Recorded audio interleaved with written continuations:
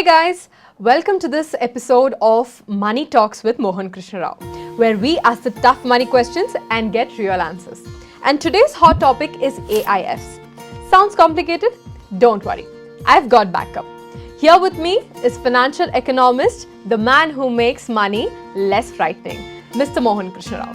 Hello, sir. Thank you, Niti, and hello to everyone watching here. Let's make this fun, shall we? Sure. So, alright, sir. First things first. What is this AIF? It sounds like a top secret government agency to me. Honestly, it does, but it actually stands for Alternative Investment Funds. Okay. Think of it like this. Mutual funds are for the masses and AIF is for the classes.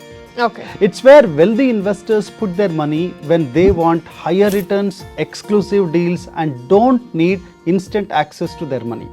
Okay. But what are these AIFs investing in?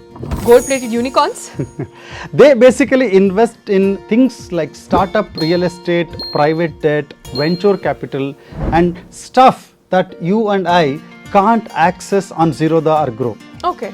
But it's not wild gambling. These funds are professionally managed and SEBI regulated. Okay, so why is everybody buzzing suddenly about AIFs? Did it go viral on TikTok or what? The stock market is volatile. FD gives 7% and people with rupees 1 crore or more want steady higher returns like 15 to 19%. And some AIFs even give monthly income payouts. Okay. It's like getting rent but without tenants or the leaking roofs. Okay, now spill the tea. Give us a real AIF example. And please, in human language. Done. There is a fund called Venture Debt Fund. Here is what it does. It lends money to high growth startups, charges them 22 to 25% interest. You, the investor, get 17 to 19% per year. Okay. Payouts every month like a salary for your capital. Oh. It has already delivered 1.2% every month for the last 18 months. Oh, so you mean to say that my money gets a monthly salary? I like it, but it sounds too good. I want to know what's the catch.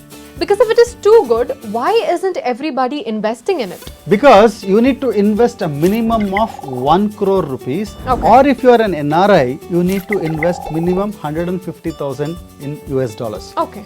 There's a 5-year lock-in and it's not liquid, no panic selling, and you need to understand the risk-return equation. And this is for people who are already financially comfortable, not someone savings for next year's EMIs. I get it, sir.